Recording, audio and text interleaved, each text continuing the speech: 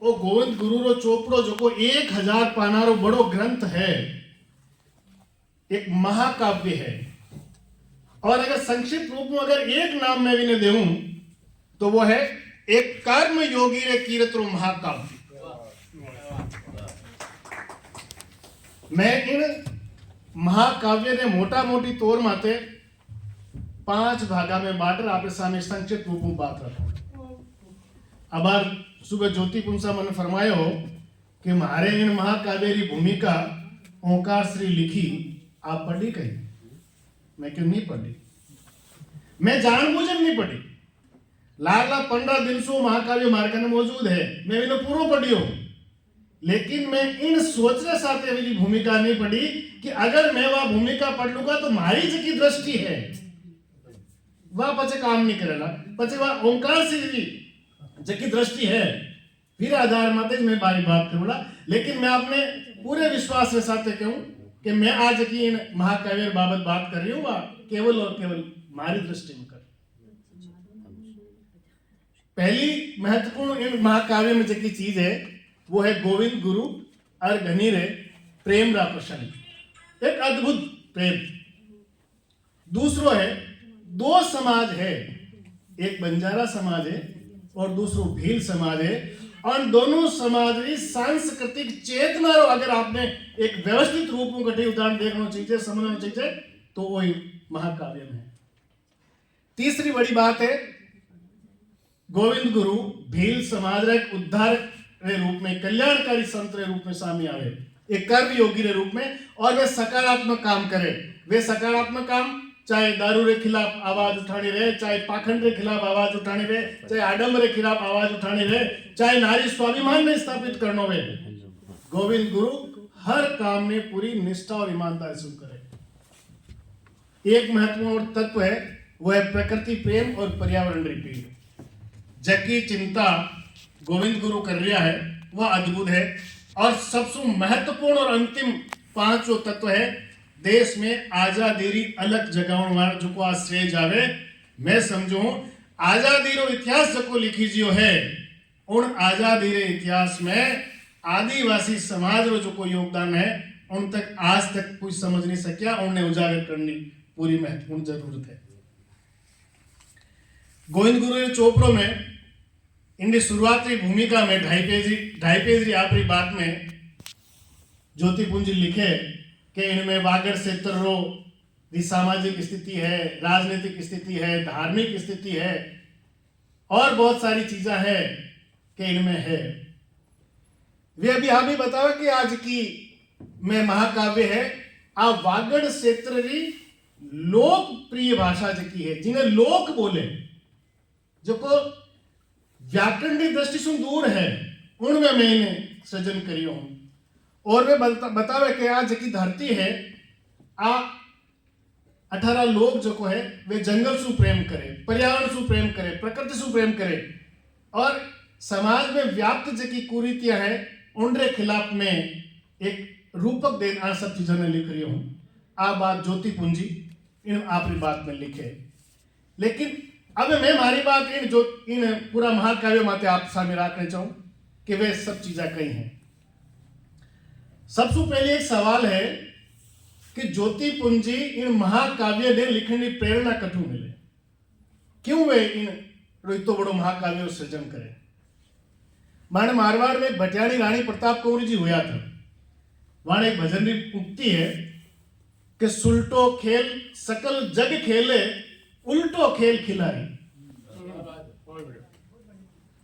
अगर जो को खिलाड़ी है वो शब्दारो खेल आप हिसाब से खेले, और मने लागे कि ज्योति पुंजी वागड़ क्षेत्र सब बड़ा शब्दारा खिलाड़ी है, और वे इन अलग जिन जिन रूप में कल्पना करी है।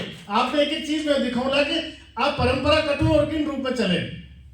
महाकवि आदि कवि वाल्मीकि ने क्रोच बंधु जिन पे वध वे और वहां प्रेरणा मिले और वे रामायण लिखे।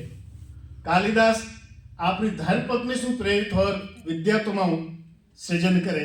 महाकवि तुलसीदास अपनी धर्म पत्नी रत्नावली से प्रेरित और सृजन करे। लेकिन ज्योति पुंजी बतावे आपने शुरुआत में कि मैं इन ग्रंथ री प्रेरणा मां मैं यो सृजन कर रही हूं। अब बताओ, प्रेरणा भी प्रकृति से वाले मिल रही है, जिनमें दो आदिवासी समाज है। एक बंजारो समाज जको एक जगह टिके कोनी, एक बंजारो समाज है एक जगह टिके कोनी, और दूसरो है भील समाज जको आपरी जगह आपरी मूल तत्व ने छोड़े दूसरी जगह जावे कोनी। दोनों विरोधी समाज है। विरोधी मतलब स्वभाव विरोधी नहीं, हमारी प्रकृति विरोधी है। इने उपरांत भी इन महाकाव्य में दोनों समाज रो जो कोई जबरदस्त तालमेल है वो अद्भुत है, क्योंकि गोविंद गुरु बंजारा समाज में और वे भील समाज में जो कुरीतियां हैं, जो को विसंगतियां हैं, वाने सुधारने एक बहुत बड़ो एक काम कर रहे हैं। महाकाव्य रो एक परंपरा रिया करे कि महाकाव्य रे जिन टाइम आप शुरुआत करो तो मंगलाचरण री परंपरा, वो चाहे महाभारत हो, चाहे रामचरितमानस हो, चाहे वीर ससई जेड़ा सूर्यमल जी महाकवि आधुनिक रा महाकवि आधुनिक काल रा, हर एक बड़ो रवि कवि जो है वो महाकाव्य रे शुरुआत में वंदना करे और आपरे ईश्वर की आराधना करे कि हे ईश्वर, मैं वो जो कोई तो बड़ो काम शुरू करियो हूं, वो मां चाहे सरस्वती की आराधना करे, चाहे गजानंद जी ने ध्यावे, हर एक रचनाकारों करियो है। बिसल देवरासो, कृष्ण वेली रुक्मणी जी ने महाकवि पृथ्वीराज जी राठौड़ है, सगड़ा लोग इन परंपरा रो पालन करे। लेकिन आपने जान आश्चर्य वेला कि ज्योतिपुंज इन परंपरा रो तो पालन करे, लेकिन वे किनी अलौकिक शक्ति की आराधना नहीं करे। वे फगत आपरे मंगलाचरण में प्रेम रो महात्म्य उजागर करे कि इन संसार में प्रेम जीवित रहना चाहिए। वे कोई ईश्वर से अरदास नहीं करे कि मारो ग्रंथ पूरो कर। तो आ एक जकी बिल्कुल नई चीज आपने, और पूरो बाद में प्रेम रे रूप में सारे सारो पूरो 18 जो कोई ग्रंथ 18 शतक है वे चले। अब 18 शतक की जब बात चली तो मैं आपने बताना चाहूंगा, और 18 रो आंकड़ो है कहीं असल में इरे जो को महाकाव्य में 18 अध्याय है, और हरेक अध्याय में शतक नाम दियोड़ो है, और हरेक अध्याय में 108 मन हरण चरित्र में लिखोड़ा है, जबकि शतक में तो सोच होना चाहिए नहीं, लेकिन 18 शतक है। 18 शतक में हर एक शतक में 108 मन हरण कविता है।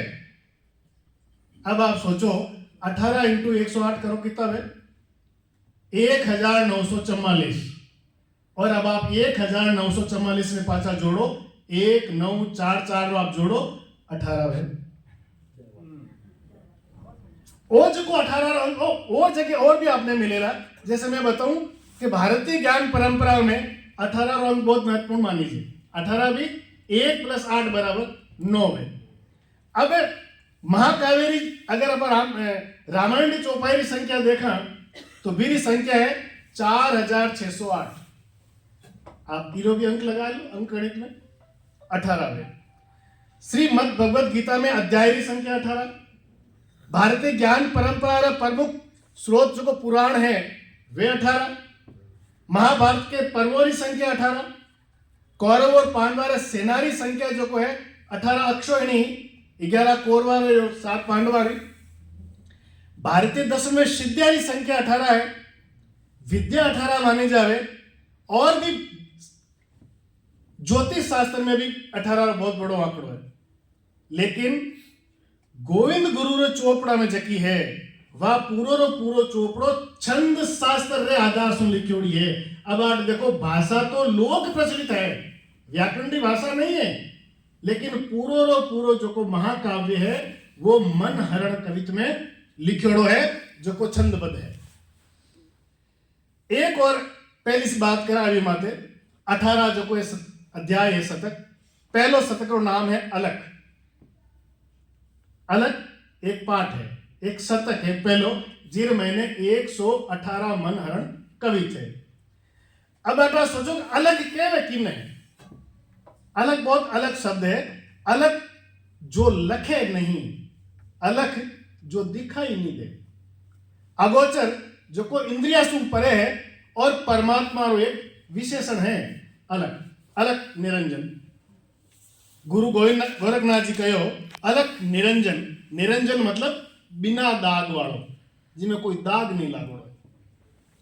अब ज्योतिपुंज रे सत्याग्रह मुजब गोविंद गुरु परमात्मा रो वो सत स्वरूप है जको जितेंद्रिय है और बेदाग है। इन्हीं भाव रे कारण वो सत्याग्रह पहला कवित माई प्रेम री आराधना करे। अटे प्रेम ही अलग है, प्रेम ही ईश्वर है। जो दुर्सा आडा लिखे अलग पुरुष आदेश देश बचाई दया निधे वर्णन करूं विशेष सुहृदय नरेश प्रताप सी। महाराणा प्रताप ने वो निष्कलंक बतावे दुर्सा आडा। उन्हीं तरह ज्योतिपुंज जी कह रहा है कि गोविंद गुरु जो को है वो निष्कलंक है, वीर में कोई कलंक नहीं।